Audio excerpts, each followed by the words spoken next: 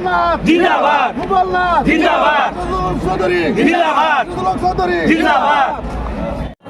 সন্মানীয় মুখ্যমন্ত্ৰীৰ জন্মদিন ৫৭তম জন্মদিনটো ধিং সমন্বয় গোষ্ঠীয়ে ধিঙত উদযাপন কৰিছে।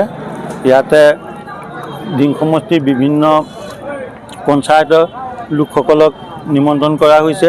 সকলোৱে মুখ্যমন্ত্ৰী ডাঙৰীয়াক আশীৰ্বাদ দিছে যাতে তেখেতে অসমখন সুন্দৰভাৱে চলাই নিয়ে। তেখেতে কোনো কালে যাতে বৃদ্ধ অৱস্থা নহয়, সতেজ হৈ ডেকা হৈ থাকক, এই আমাৰ গোটেই মানুহখিনিয়ে তেখেতক তেনেকৈ কামনা কৰিছে।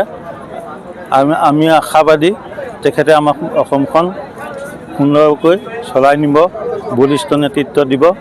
ইমানেই আৰু আমাক ক'বলগীয়া।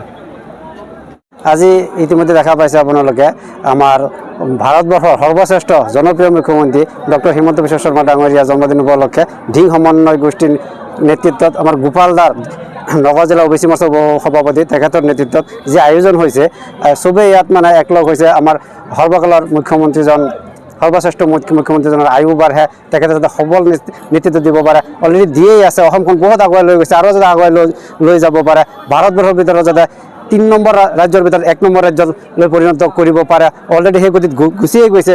সেই আশাৰে আজি আমি একগোট হৈছোঁ ইয়াত, আৰু আমাৰ গোপালনাথ ডাঙৰীয়াই এই আয়োজনৰ সৃষ্টি কৰিছে। হিমন্ত বিশ্ব শৰ্মা সদায় মানে আজীৱন ডেকা হৈ থাকক, তাকে আমি দোৱা কৰি আছোঁ।